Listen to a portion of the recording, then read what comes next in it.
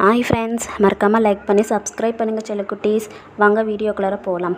தன் அறைக்கு வந்த அஜய் நன்கு அயர்ந்து தூங்கிவிட்டான். இரவு 1 மணி அளவில் திடுமென கண் விழித்தவனுக்கு நிலாவின் நினைவாகவே இருந்தது. ஐயோ, அவளுக்கு வேற ஜுரமாக இருந்ததே, இப்போ எப்படி இருக்கான்னு தெரியல என யோசித்தவனுக்கு ஒரு முறை ஃபோன் செய்து கேட்டுவிட்டால் என்ன என்று தோன்றவும் அவளுக்கு ஃபோன் செய்தான். ஆனால் மொபைலில் சுத்தமாக டவர் இல்லை. இன்னும் அதிகமாகவே மழை பெய்து கொண்டிருந்ததால் டவர் இல்லை என்று உணர்ந்தவன் சரி நேர்லேயே போய் பார்த்துடலாம் என்று முடிவு செய்தான். அவள் அறைக்கு வந்து காலிங் பெல் அடித்துவிட்டு காத்திருந்தான். ஆனால் கதவு திறக்கப்படவில்லை. தொடர்ந்து பெல் அடித்தும் பதிலின்றி போகவே அவன் மிகவும் பயந்துதான் போனான். உடனே ரிசப்ஷனுக்கு ஓடியவன் அங்கிருந்த பெண்ணிடம் அவள் இருக்கும் அறையை கூறி அதற்கு இன்னொரு சாவியை கேட்டான். சார், அதெல்லாம் கொடுக்க முடியாது என்ற பெண்ணிடம் கெஞ்சி கடைசியில் அந்த பெண்ணையும் கூட்டிக் கொண்டு வந்து கதவை திறந்தான். நிலா கட்டிலில் படுத்திருக்க அவள் உடல் மட்டும் குளிரில் நடுங்கிக் கொண்டிருந்தது. நிலா என அவன் பலமுறை அழைத்தும் பதிலின்றி போகவும் அவள் மேனி அனலாய் கொதித்தது. சிறிது நேரத்திலேயே அவள் கை கால்கள் எல்லாம் தானாகவே தூக்கி போட ஆரம்பிக்க அந்த ரிசப்ஷனிஸ்ட் பெண் நிலாவின் கையை பிடித்து நன்றாக தேய்த்து விட்டாள். அஜயும் அவள் காலை பிடித்து நன்கு தேய்க்கவும் தான் நிலா சிறிது அமைதியானாள். அவன் உடனே அந்த பெண்ணிடம் திரும்பி, ஏதாவது டாக்டர் இருந்தால் கொஞ்சம் கூட்டிகிட்டு வாங்க. டாக்டரா? சாரி சார், இந்த கொற்றமலையில் நான் எந்த டாக்டரும் வரமாட்டாங்களே. முதல்ல நாமளே இங்கேருந்து வெளியே போக முடியாது சார். எப்போ வேணால் மண் சரிவு வரும். அதனால் காலையில் வரைக்கும் கொஞ்சம் சமாளிச்சுக்கோங்க சார். நான் விடிஞ்சதும் ஏதாச்சும் ஏற்பாடு பண்ணுறேன் என்றவளை கண்டமேனிக்கும் உரைத்தான். சார், முறைக்காதீங்க. இப்போ தேய்ச்சி விட்டு மாதிரி இன்னும் கொஞ்சம் நேரம் தேய்ச்சி விடுங்க. கொஞ்சம் நார்மல் ஆகிடுவாங்க சார். அப்புறம் எனக்கு கொஞ்சம் வேலை இருக்குது என்றபடி அவள் விழுந்தடித்து கொண்டு ஓடிவிட்டாள். சரி என்று அஜயும் நிலாவின் கையை பிடித்து நன்கு தேய்க்க தொடங்கினான். ஆனால் மீண்டும் அவள் உடல் தூக்கி போட ஆரம்பிக்க அஜய் பயந்தே விட்டான். என்ன செய்வது என்றே புரியாத நிலை. சட்டென்று என்ன நினைத்தானோ அவளின் மீதிருந்த போர்வையை எடுத்து இருவருக்கும் சேர்த்து போர்த்துவிட்டு அவளின் மேலேயே ஏறி படுத்து கொண்டான். அதில் அவள் உடல் நடுக்கம் கொஞ்சம் கொஞ்சமாய் குறைந்தது. ஆனால் மாறாக அவனின் உணர்வுகள் உயிர்த்தல அவளை சிறிது சிறிதாய் ஆக்கிரமிக்க ஆரம்பித்தான். நீண்ட நெடு நேரத்தின் பின் அவளை விட்டு பிரிந்தவன் அவள் நெற்றியில் முத்தமிட்டான். அவள் நெற்றியில் வீங்கியிருந்த இடத்தை அழுத்தி விட்டான். அந்த வழியில் சிறிது உணர்வு பெற்றவள் அஜய் போதும், வலிக்குது என்றவாறே அவனை அணைத்து கொண்டாள். அதில் தன்னிலை உணர்ந்தவன் அதன் பின்னரே தான் செய்த செயல் புரிந்து பெரிதும் அதிர்ந்து போனான். உடனே அவளிடமிருந்து எழப்போனவனை மீண்டும் அவள் கரம் தடுத்தது. நாளை நடக்கும் பிரச்சனைகள் பற்றி கவலைப்படுவதை விட அவள் அணைத்திருந்த அந்த நிலை அவனுக்கு பெரும் நிம்மதியை கொடுக்க அவளுள் புதைந்தபடி சுகமாய் தூங்கியும் போனான். அடுத்த நாள் காலை முதலில் எழுந்தது நிலாதான். ஏதோ தன்னை மிகவும் வலுவாக அமுக்கிக் கொண்டிருப்பதை உணர்ந்தவளுக்கு கண்களை திறப்பது மிகவும் கடினமாக இருந்தது. முதலில் எங்கிருக்கிறோம் என்பதே புரியவில்லை. மிகவும் சிரமப்பட்டு கண்களை திறந்து பார்த்தவளுக்கு அஜயும் தானும் இருக்கும் நிலை புரிபட அவனிடமிருந்து விடுபட்டவள் அப்படியே உடைந்து போனாள். நேற்று இரவு நடந்ததெல்லாம் மெல்லிய படலமாய் நினைவு வர அப்படியே பிரம்மை பிடித்தது போல் அமர்ந்து விட்டாள். வெகு நேரம் கழித்து எழுந்தவள் சோஃபாவில் அமர்ந்து எதையோ வெறித்து பார்த்து கொண்டிருந்த நிலாவைக் கண்டு பயந்து போனான். அவளை என்ன சொல்லி சமாதானம் படுத்துவது என்று அவனுக்கு புரியவில்லை. தான் சொல்வதை அவள் கேட்பாளா என்றும் அவனுக்கு தெரியவில்லை. மெதுவாக அவள் அருகே சென்று அமர்ந்து அவன் முகத்தை தன்புறமாக திருப்பினான். நிலா, சாரி, நான் இப்படி நடக்கணும்னு எதிர்பார்க்கல என்று அவன் கூறிய வார்த்தைகளுக்கு அவளிடம் எந்த எதிரொலியுமே இல்லை. நான் உடனே வீட்டில் பேசி நம்ம கல்யாணத்துக்கு ஏற்பாடு பண்ணுறேன் என்றவுடன் அவள் உடைந்து அழ ஆரம்பிக்க அவள் தலையை தன் நெஞ்சில் சாய்த்து கொண்டான். வெகு நேரம் அழுதவள் ஒரு வழியாய் சமாதானமாகி அவனிடம் இருந்து பிரிந்தாள். ஆனால் நீங்கள் தான் வேற பொண்ணை லவ் பண்ணுறீங்களே அஜய். அதெல்லாம் சும்மா சொன்னது. நான் உன்னை தவிர வேற யாரையுமே லவ் பண்ண மாட்டேன் என்றவனை நம்பாத பார்வை பார்த்தாள் அவள். நான் வேணா உனக்கு ப்ரூவ் பண்ணவா? எப்படி ப்ரூவ் பண்ணுவீங்க? இப்படித்தான் என்றவாறு அவளை இழுத்து அவன் உதடுகளில் மென்மையாய் முத்தமிட ஆரம்பித்தான். அதில் அவளும் உருகி தொலைந்துதான் போனாள். வெகு நேரம் கழித்து மூச்சுக்காற்றிற்காக அவனிடமிருந்து பிரிந்தவள் அவன் கண்களில் வழிந்த தாபம் அடுத்து என்ன நடக்கக்கூடும் என அவளுக்கு அப்பட்டமாக காட்டியது. அதில் அதிர்ந்தவள் தன்னுள் புதைந்து கொண்டிருந்தவனை வலுக்கட்டாயமாக பிரித்து தூர நிறுத்தினாள். அஜய், ப்ளீஸ், போதும், எனக்கு ரொம்ப குழப்பமாக இருக்குது. எனக்கு கொஞ்ச நேரம் விடுங்க. பெருமூச்சொன்றை வெளியேற்றிவிட்டு, சரி நிலா, நல்லா யோசிச்சு நல்ல முடிவாயிடு என்று கூறிவிட்டு சென்று விட்டான். வெகு நேரம் அந்த நிலையிலேயே அமர்ந்திருந்தவளுக்கு எந்த யோசனையுமே வரவில்லை. அவன் காதல் கொண்ட முகம் மட்டும் அவள் கண்களில் நிறைந்து நின்றது. வெகு நேரம் கழித்து வந்தவன் இன்னும் அவள் அந்த நிலையிலேயே இருப்பதை கண்டு, நிலா, இன்னும் என்ன பண்ணுற? ரெடி ஆகிட்டு வா, ஹாஸ்பிட்டலுக்கு போகலாம். வேணாம், நான் எங்கேயும் வரல. நான் முதல்ல ஊருக்கு போகணும் என்று கலங்கிய முகத்துடன் கூறியவளின் பக்கத்தில் அமர்ந்தவன். நிலா, ப்ளீஸ், நான் பண்ணது தப்பு தான். என் மேலே கோவம் இருந்தால் என்னை 2 அடி கூட அடிச்சிரு. ஆனால் இப்படி எதையோ பறி கொடுத்த மாதிரி இருக்காத ப்ளீஸ் என்றவனின் வார்த்தையில் அவளை திரும்பி பார்த்தவள், சரி அஜய், நான் ரெடி ஆகிட்டு வரேன், நீங்கள் உங்கள் ரூமுக்கு போங்க, நீங்கள் அங்கே போய் வெயிட் பண்ணுங்க. சரி நிலா என்று சென்றுவிட 1/2 மணி நேரத்தில் இருவரும் ஹாஸ்பிட்டலுக்கு கிளம்பினார்கள். அவளை பரிசோதித்த டாக்டர் அவள் மிகவும் வீக்காக இருப்பதாக கூறி குளுக்கோஸ் வைத்து அவர்கள் மீண்டும் ஹோட்டலுக்கு வந்து சேர மதியத்திற்கு மேல் ஆகியிருந்தது. காரிலேயே அசந்து தூங்கியவளை எழுப்பி அவள் அறைக்கு கொண்டு சென்று படுக்க வைத்தவன் அவனும் அவள் கூடவே படுத்து தூங்கிவிட்டான். அவ்வளவுதான். மாலையில் எழுந்த நிலா அவன் மீண்டும் தன்னுடன் படுத்திருப்பது கண்டு கோபத்தின் உச்சிக்கே சென்று விட்டாள். அருகிலிருந்த தலையணியை எடுத்து அவளை முத்தி எழுப்பியவள் அவன் எழுந்ததும் அவன் சட்டை காலரை பிடித்து கொண்டு, டே, உனக்கு எவ்வளோ தைரியம் இருந்தால் இப்படி பண்ணியிருப்ப என்று கூறிக்கொண்டே அவளது ஹேண்ட்பேக்கை எடுத்து அவனை கண்டமேனிக்கு அடிக்கத் தொடங்கினாள். அவளுக்கு அவள் மேலிருந்த கோபம் முழுவதுமாக வெளிவரத் தொடங்கியது.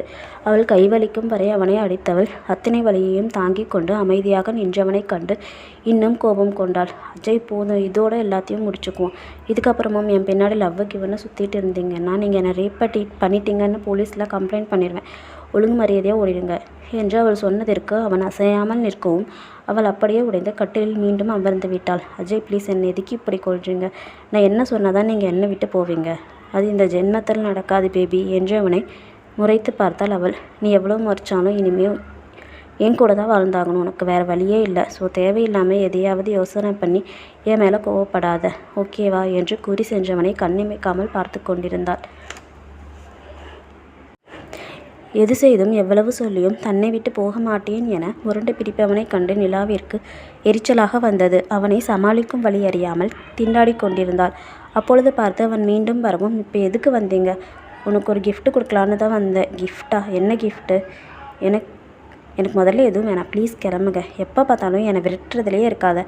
கிஃப்ட்டு கொடுக்காம போக மாட்டேன் என அவன் சோஃபாவில் சட்டமாக அமர்ந்து விட்டான். இனி அவன் அசைய மாட்டான் என தெரிந்தும் சரி, கொடுத்து தொலைங்க என்றாள். அவனுடனே அன்று ஒரு நாள் நிலாவின் பர்த்டேவிற்காக வாங்கிய வளையல்களை அவள் கையில் போட வந்தான். அதை தடுத்தவள், அதை தான் அன்றைக்கே வேணான்னு சொன்னேலா, திரும்ப இதையே எதுக்கு எடுத்துகிட்டு வந்தீங்க? எனக்கு எந்த கிஃப்ட்டும் வேணாம், தயவு பண்ணி போயிடுங்க என்றவளை ஒரு மார்க்கமாக பார்த்தவன், சரி, நான் கொடுக்கறதா வேணான்னு சொல்லிட்டா, அட்லீஸ்ட் நீ ஏதாச்சும் கூட போயிடுறேன். நான் என்ன கொடுக்கறது? நீ எது வேணால் கொடுக்கலாம், உன்ன மாதிரி நான் வேணான்னு சொல்ல மாட்டேன். சரி, என்ன வேணும்னு சொல்லி தொலைங்க.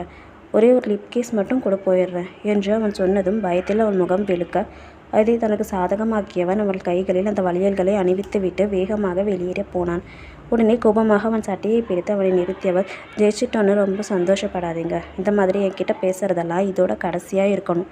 ஊருக்கு போன வாட்டி இது மாதிரி என்கிட்ட பேசிட்டு வந்தீங்கன்னா என்னோடய ரியாக்ஷன் வேறு மாதிரி இருக்கும். அப்படியே மேடம், எப்படி இருக்கும் என்று அவனது கேள்வியில் அவனை முறைத்தவள், சரி நிலா, முறைச்சது போதும். நான் தான் ஊருக்கு போன உடனே வீட்டில் பேசி நம்ம மேரேஜ்க்கு ஏற்பாடு செய்கிறதா சொன்னேனே, அப்புறமும் என்ன செய்வேன்? என்னது மேரேஜா? அதுக்கு நான் ஃபஸ்ட்டில் ஓகே சொல்லணும் அஜய். ஏன் உன் தாத்தா சொன்னால் கூட நீ ஓகே சொல்ல மாட்டியா?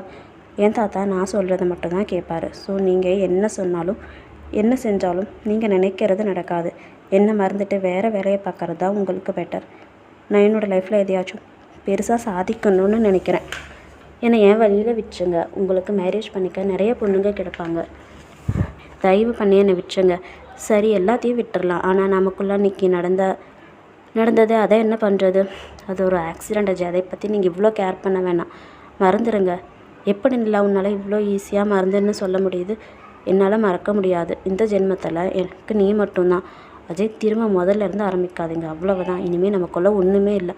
தயவு பண்ணி போயிடுங்க என்று அவனை வெளியே சென்று நிறுத்தி கதவையும் சாத்திவிட்டாள். இப்பொழுது அஜய்க்கு தான் என்ன சொல்லி அவளை தன்னுடன் தக்க வைத்துக் கொள்வது என்று தெரியவில்லை. அவனது ரூமிற்கு வந்த அஜய்க்கு அவள் பேசியதை நினைத்து அவள் மீதிருந்த காதலையும் தள்ளி அவளை எந்த வழியிலேனும் அடைந்தே தீர வேண்டும் என்ற வெறியை தந்தது. அவனுக்கு நன்றாக தெரியும் அவள் தன்னை எந்த அளவிற்கு நேசிக்கிறாள் என்று. தனக்காக உயிரையும் தருவாள் என்றும் அவன் அறிவான். அவள் நிலா இலை மது என்கின்ற ஒரே காரணத்திற்காகத்தான் தன்னை ஒதுக்குகிறாள் என்பதையும் அவன் அறிந்துதான் இருந்தான். தனக்கு இந்த உண்மையெல்லாம் தெரியும் என சொல்லிவிட்டாள் என்று கூட அவனுக்கு தோன்றியது. ஆனால் அதன் பிறகும் அவள் ஒத்துக்கொள்வாள் என அவனுக்கு தோன்றவில்லை. இதையே காரணம் காட்டி இன்னும் விலகித்தான் போவாள்.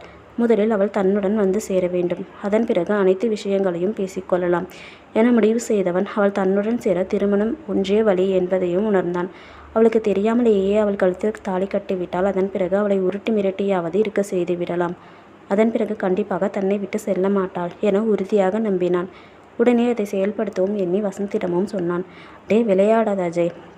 அந்த பொண்ணு ஏதாச்சும் போலீஸில் கம்ப்ளைண்ட் பண்ணினா நாம் களி திங்க வேண்டியது தான். பயப்படாத வசந்த், அப்படியெல்லாம் நிலா பண்ண மாட்டா. அப்படி எதுவாக ஆச்சுன்னா கூட நானே எல்லா பழியும் ஏற்றுக்கிறேன். கண்டிப்பாக உன்னை மாட்டை விட மாட்டேன்டா என்று சொன்ன நண்பனை பார்த்த வசந்திற்கு பாவமாக இருந்தது. அதுக்கில்லடா, உன் தாத்தாவை பற்றி கொஞ்சமாச்சும் யோசிச்சு பார்த்தியா? அவர் உனக்கு எப்படி கல்யாணம் பண்ணணுன்னு கனவு கண்டுட்டு இருப்பார். அதையெல்லாம் விட்டுட்டு விருப்பமில்லாத பொண்ணு திருட்டு கல்யாணம் பண்ணுறேன்னு சொல்கிறியே, இது நியாயமா? காதலில் நியாயம் தர்மம்னு ஒன்றுமே கிடையாது. காதலுக்காக எதுவும் செய்கிறது தான் நியாயம் என்றவனை முறைத்து பார்த்த வசந்த், எப்போ இருந்தடா இப்படி பைத்தியமான? சரி, தாத்தாவுக்கு இதில் இஷ்டம் இல்லாமல் போயிட்டா என்ன செய்வ? தெரியலடா, ஆனால் எல்லாத்தையும் நான் சமாளிச்சுக்கிறேன் என்று அஜயை பார்த்த பொழுது இனி எதை சொல்லியும் அவனை மாற்ற முடியாது என்று தோன்றியது அவனுக்கு.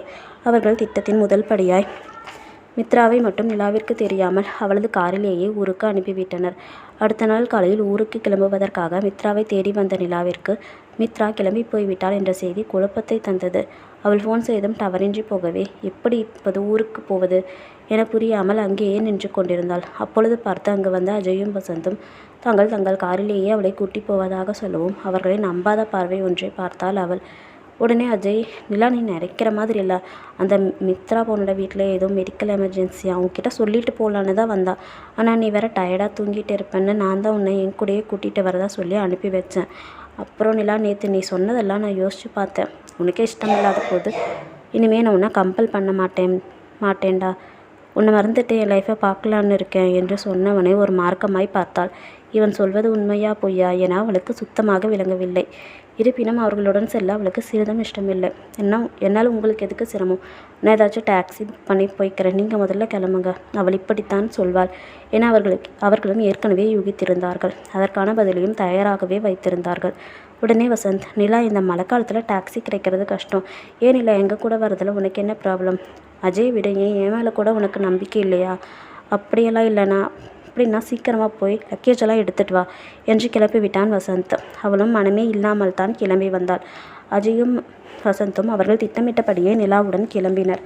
அஜய் தான் காரை ஓட்டி கொண்டிருந்தான். சிறிது நேரம் கார் ஓட்டியவன், வசந்த், எனக்கு தோல் வலிக்குது, நீயே டிரைவ் பண்ணுறியா என கேட்டான். தோல் வலிக்குதா? ஏன்டா? எங்கேயோ இடிச்சிட்டேன். சரிவா, நானே ஓட்டுறேன் என்று வசந்த் டிரைவர் சீட்டிற்கு செல்ல தோலை பிடித்தபடி அமர்ந்திருந்தவனை பார்த்த நிலாவிற்கு நன்கு புரிந்தது தான் அடித்ததால் அவனுக்கு நன்றாக அடிபட்டிருக்கிறது என்று. முதலில் வருத்தப்பட்டாலும் அவன் செய்த செயல்களுக்கு அதற்கு அவன் பட்டுத்தான் ஆக வேண்டும் என்றும் தோன்றியது. சிறிது தூரம் சென்றதும் வசந்த் நிலாவிடம் திரும்பி, நிலா, இந்த மலைக்கு மேலே ஒரு அம்மன் கோயில் இருக்குது, அங்கே போய் வேண்டிக்கிட்டது நடக்குமா, போலாமா என்று கேட்டான். அவளும் சரி என்று விடவே கார் மலையேறத் தொடங்கியது. கோயிலில் வந்து இறங்கினார்கள். அஜய் பூஜை சாமான்களை வாங்கும்போது மிகவும் பதட்டமாக இருப்பது போல் நிலாவிற்கு தோன்றியது. அவள் வசந்திடம் திரும்பி, ஏன் உங்கள் ஃப்ரெண்டு ரொம்ப நர்வஸாக இருக்காரு என்று கேட்கவும், இல்லைம்மா, ஏதோ பிஸ்னஸ் மீட்டிங் இருக்கான், அதுக்கு டைமுக்கு போக முடியுமான்னு தான் டென்ஷனாக இருக்கான் என பொய் சொல்லி சமாளித்தான். அவனுக்குமே உள்ளுக்குள் பந்தய குதிரை ஓடிக்கொண்டு தான் இருந்தது. அதை மிகவும் சிரமப்பட்டு தான் மறைத்து கொண்டிருந்தான். தன்னை நம்பும் பெண்ணை ஏமாற்றுவது வசந்திற்குமே வருத்தமாகத்தான் இருந்தது. ஆனாலும் அதையும் விட அஜயே அவனுக்கு முக்கியம். அஜய்க்காகத்தானே இதை செய்கிறோம் என சொல்லி தன் மனதை அடக்கி கொண்டிருந்தான். மூவரும் கோயிலை அடைந்திருக்க பூஜைக்காக கொடுத்துவிட்டு நிலா கண்மூடி நின்றிருந்தாள். அவளுக்கு என்ன வேண்டுவது என்று தெரியவில்லை. தனக்கென்று எதுவும் தராமல் எல்லாவற்றையும் பஞ்சித்து பிணுங்கி கொண்ட கடவுளிடம் அவள் இப்பொழுதெல்லாம் எதுவும் வேண்டுவதும் இல்லை. கண்மூடி சிறிது நேரத்திலேயே கழுத்தில் ஏதோ ஊறுவது போல் தோன்றவும் கண் திறந்து பார்த்த நிலா உறைந்து போனாள். ஏனெனில் அஜய் அவள் கழுத்தில் தாலி கட்டி முடித்திருந்தான். அதிர்ச்சி இன்னும் குறையாமல் அஜயை மட்டுமே பார்த்து கொண்டே நின்று கொண்டிருந்தாள். அஜய், நிலாவா போலாம் என்று அவள் கையை பிடித்து கூட்டி போன பொழுதுதான் நடந்ததையும் நடப்பதையும் முழுமையாக உணர்ந்தவள் அவன் கையை உதறிவிட்டு, என்ன பண்ணி வச்சிருக்கீங்க என்று கத்தத் தொடங்கினாள். அவர்களின் நல்ல நேரம். கோயிலில் யாரும் இல்லை. கோவில் பூசாரியும் ஏதோ பிஸியாக இருந்ததால் அவர்களை கண்டு கொள்ளவில்லை. நிலா, கத்தாத ப்ளீஸ் என்று அஜயை ஓங்கி கன்னத்தில் அறிந்தவள் அப்படியே அமர்ந்து அருகிருந்த தூணிலில் சாய்ந்தபடி அழத் தொடங்கினாள். அவள் அழுது முடிக்கட்டும் என காத்திருந்தவர்களுக்கு தற்பொழுது அழுகையை அவள் நிறுத்த மாட்டாள் என புரிந்தது. நிலா, போதும் வா என அஜய் அவள் கையை பிரித்து தூக்க எழுந்து நின்றவள், உங்களுக்கு வெக்கமா இல்லையா? தாலியை கட்டிட நான் உங்கள் கூட வாழ்ந்துடுவேன்னு நினச்சிங்களா? நீங்கள் கட்டின தாலியை கழட்டி தூக்கி உங்கள் மூஞ்சிலே வீசிட்டு போயிட்டே இருப்பேன் என்று அவள் கூறி முடிக்கவில்லை. அதற்குள் அஜய் அவள் கன்னத்தில் பலமாக அடியை இறக்கியிருந்தான். அதில் கன்னத்தை பிடித்தவாறு விக்கித்து நின்றாள் நிலா. நீ பேசின வரைக்கும் போதும் நிலா. இனிமேல் நீ என்னோட வாழ்க்கையும் உன்னுடைய வாழ்க்கையும் எனக்கு சொந்தமாயிருச்சு. இனி நான் சொல்கிறத தான் நீ கேட்கணும். இதுக்கு ஒரு நாள் நான் சம்மதிக்க மாட்டேன் அஜய். உன்னோட சம்மதம் இனி எனக்கு தேவையில்லை. அஜய் ப்ளீஸ், உங்களோட வாழ்கிறதுக்கு எனக்கு இஷ்டம் இல்லை. என்னை ரொம்ப கம்பல் பண்ணால் நான் சூசைட் பண்ணிவிட்டு செத்துருவேன். பார்த்துக்கோங்க. ஏன் நிலா, உனக்கு மட்டும்தான் சூசைட் பண்ண தெரியும்னு நினச்சியா? எனக்கும் தெரியும். வா, 2 பேரும் சேர்ந்தே சாகலாம்.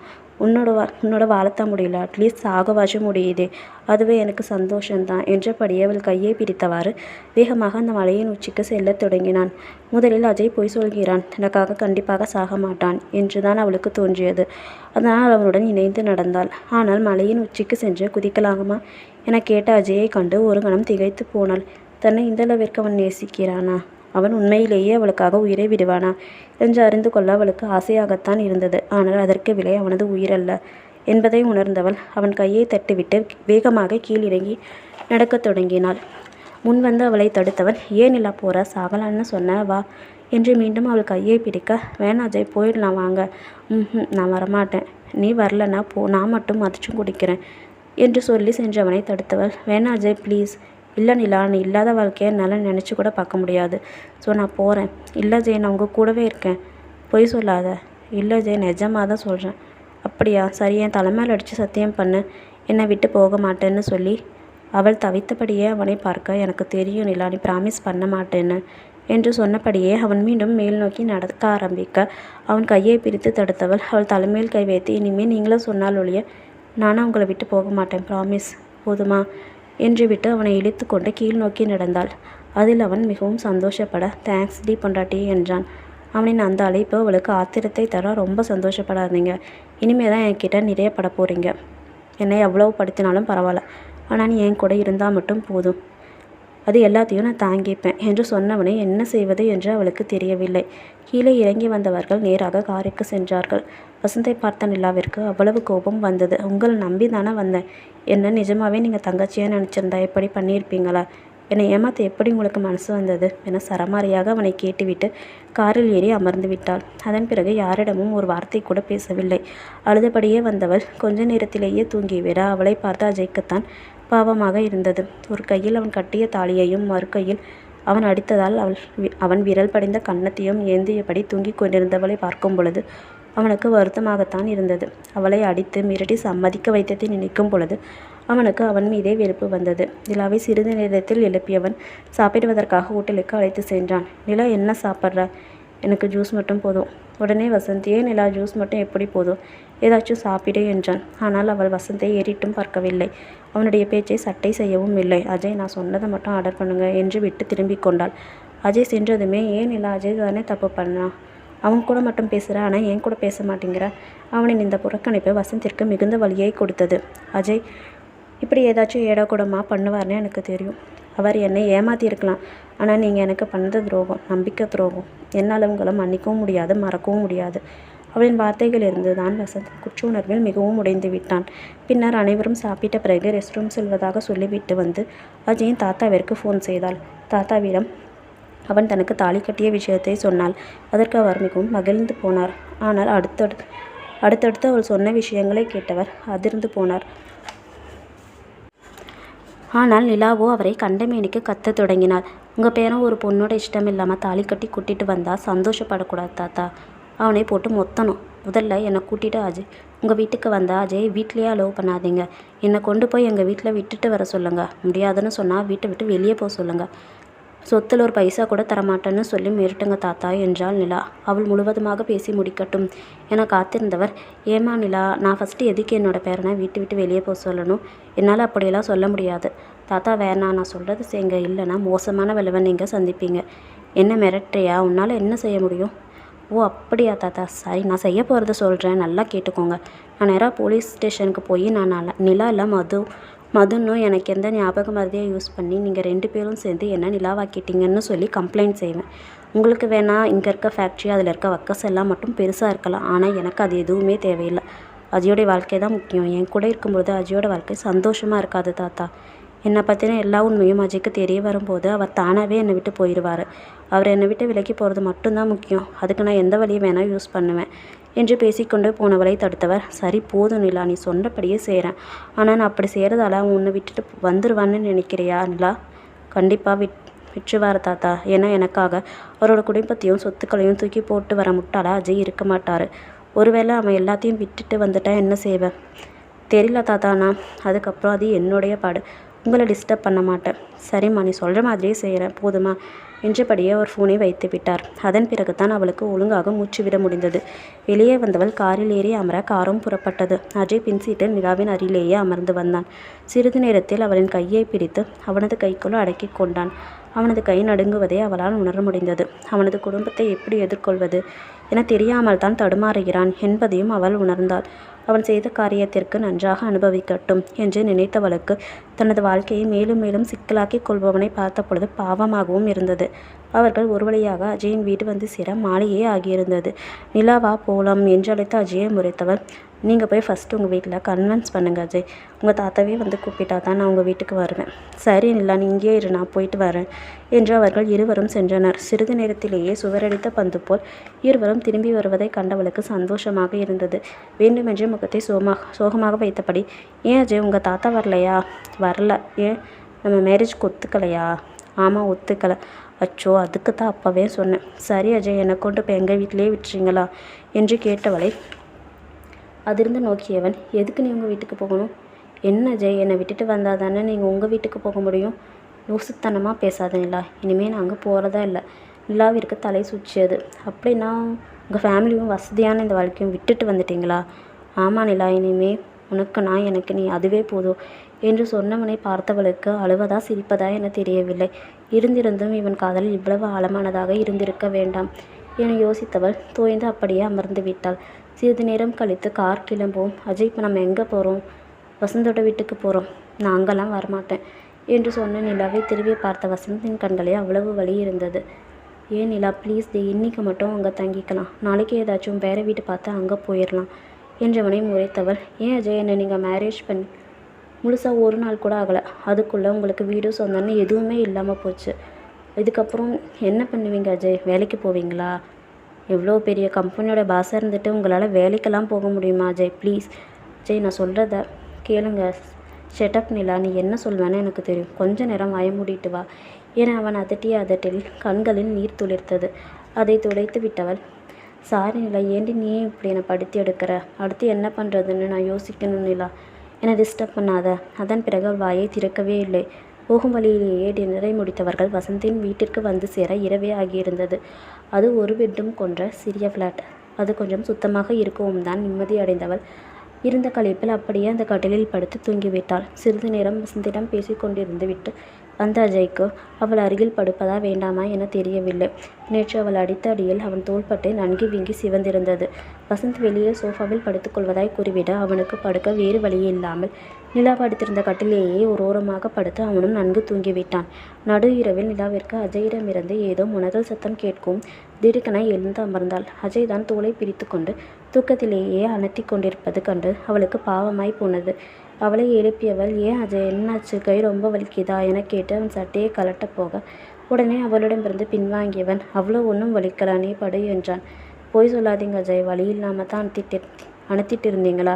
இப்போ காய்ச்சிங்களா இல்லையா என அவள் விடாப்படியாகவே அவன் சட்டையை கலட்டி பார்த்தவளுக்கு அவனது கஞ்சி சிவந்திருந்த தோள்களை கண்டவுடன் அழுகையே வந்துவிட்டது. அஜய், சாரி, இப்படி உங்களுக்கு அடிபடுன்னு நான் நினைக்கவே இல்லை. பரவாயில்ல நிலா, விடு. நான் பண்ண தப்புக்கு எனக்கு வேண்டியது தான் என்று சொல்லியும் அவள் கண்களில் நீர் வழிந்து கொண்டிருப்பதை கண்டவன், நிலா போதும் என்று விட்டவன் கண்களை அழுந்து துடைத்து விட்டான். அவனது கைகள் அவள் கன்னத்தில் மென்மையில் அங்கே தங்கிவிட மெல்ல அவனது கண்களில் முத்தமிட்டான். அதற்கு அவளிடம் எந்த எதிர்ப்பும் இன்றி போகவே மெல்ல குனிந்து அவள் இதழ்களில் முத்தமிடத் தொடங்கினான். அவனது இதழ் முத்தத்தில் கொஞ்சம் கொஞ்சமாய் உருகி கரைந்து கொண்டிருந்தாள் அவள். அஜயோ அவள் கல்பாறை என நினைத்து கொண்டிருக்க, இல்லை, நானும் உருகுகின்ற பனிப்பாறைதான் என நிரூபித்து கொண்டிருந்தாள் நிலா. நெடுநேரத்திற்கு பிறகு அவளிடமிருந்து பிரிந்தவன், நிலா, அன்னைக்கு செஞ்ச தப்பை திரும்ப செய்யணும் போல் ஆசையா இருக்குடி என்றபடியே மீண்டும் அவள் இதழ் நோக்கி குனிந்தான். அவனது கைகள் அத்துமீறும் பொழுதுதான் தன் நிலைமையை அறிந்தவள் அவள் கைகளை தடுக்கும் வழியறியாமல் திண்டாடினாள். சிறிது நேரத்திலேயே அவளும் அவனுள் அடங்கிவிட அவள் மொத்தமாய் அனைத்தையும் மறந்ததால் போனாள். அடுத்த நாள் காலை சீக்கிரமே எழுந்த நிலாவிற்கு முன்தினம் நடந்ததெல்லாம் நினைவு வர அவன் தொட்டாலே உருகி கொலையும் தன் உடலை எண்ணி அத்தனை அருவெறுப்பாக இருந்தது.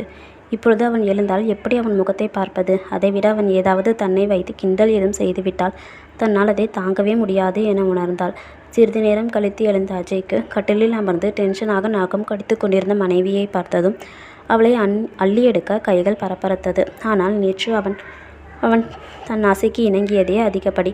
மீண்டும் ஏதாவது செய்து அவள் பத்திரகாளியாக மாறினாலும் ஆச்சரியப்படுவதற்கில்லை என்று உணர்ந்தவன் மிகவும் சிரமப்பட்டு தன் மனதை கட்டுப்படுத்தி, நிலா ஏன் காலங்காத்தாலே இப்படி நகம் கடிச்சிட்டு உட்காந்துருக்க? போய் போய் சீக்கிரம் ரெடியாக வீடு பார்க்க போகணும்.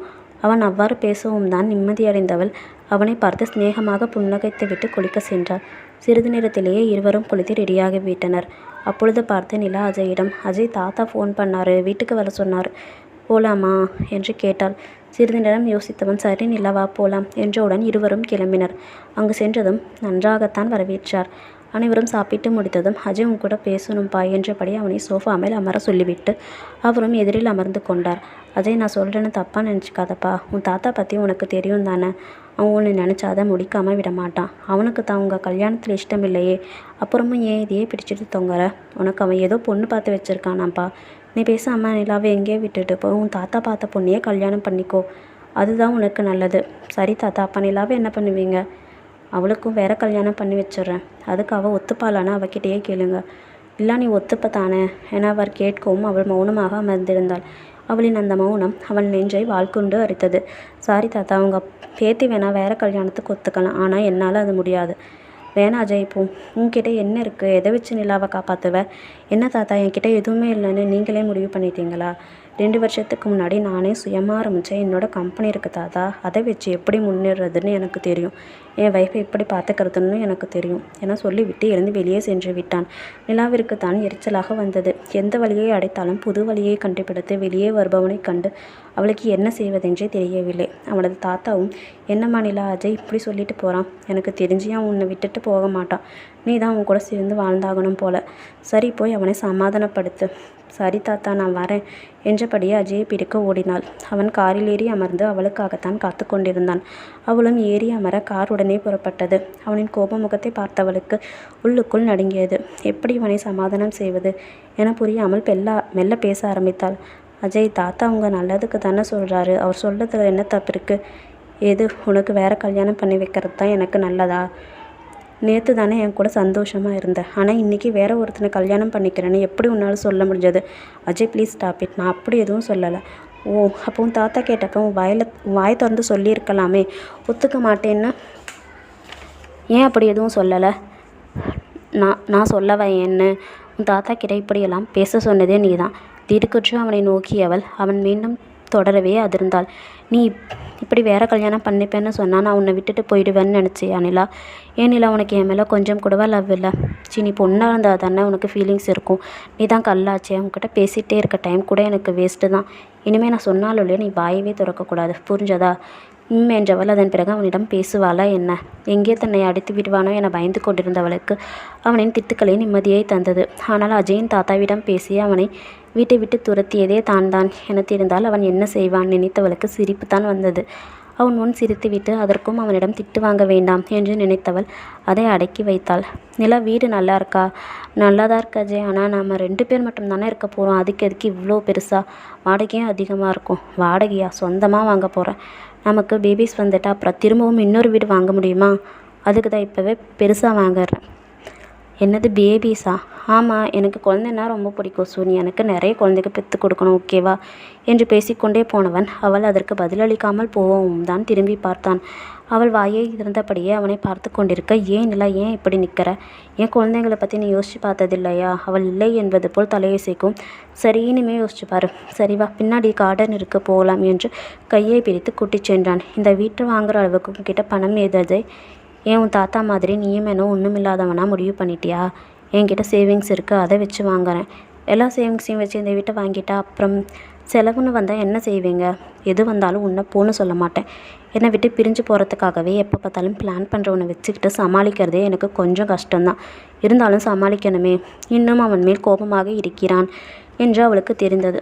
அடுத்த நாளும் அவர்கள் அந்த வீட்டில் பால் காய்ச்சி குடியேற அடுத்த 2 நாட்களும் ஓடிவிட்டது.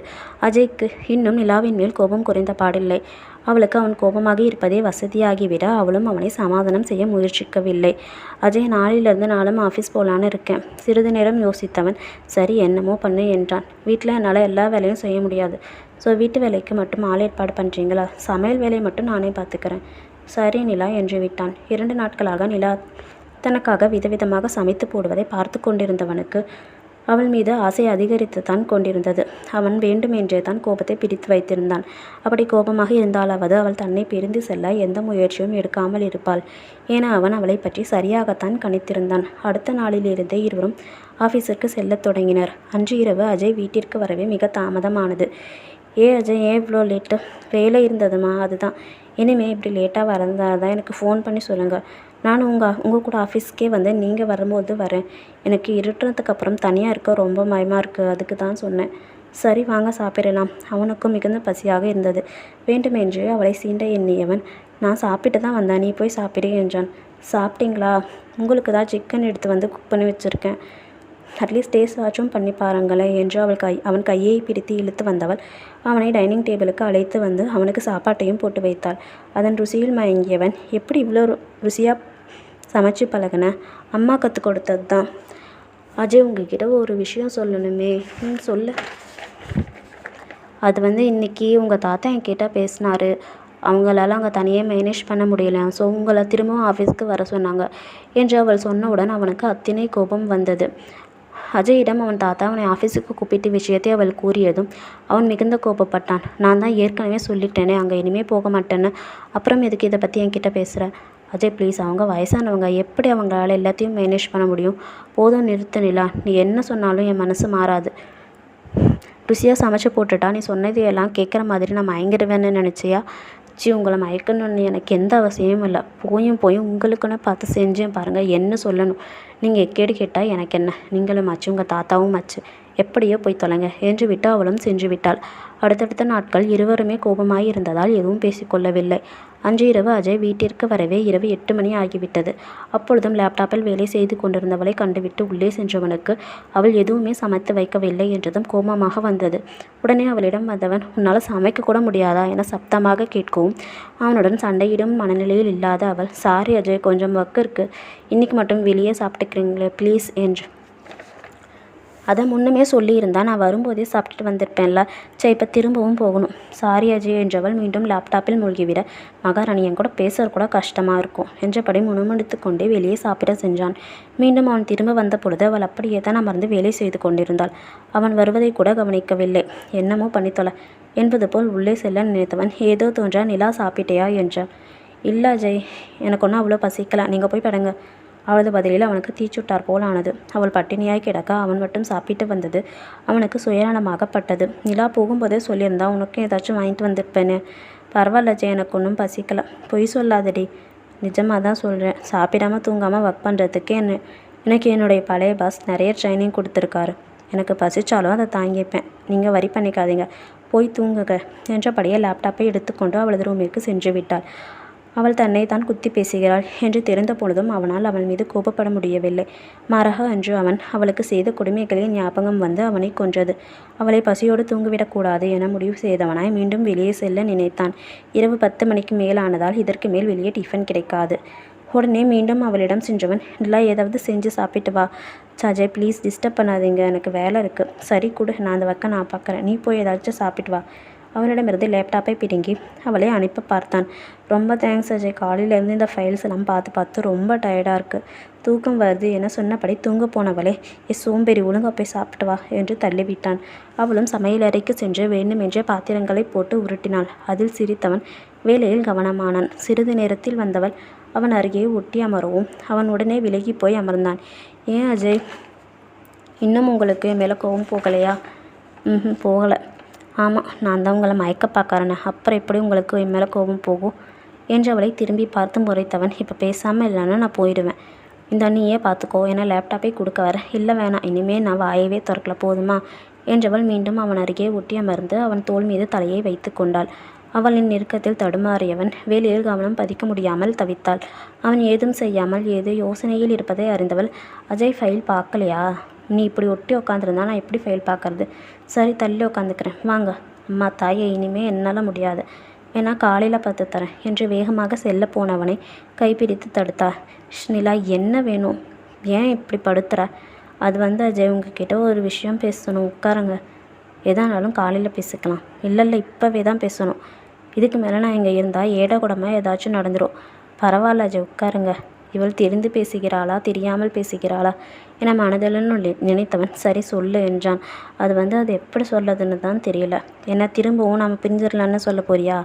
அவள் இல்லை என்பது போல் தலையசைக்க, என்னோட தாத்தா கூட ஆஃபீஸ்க்கு போகணும் அதுதானே.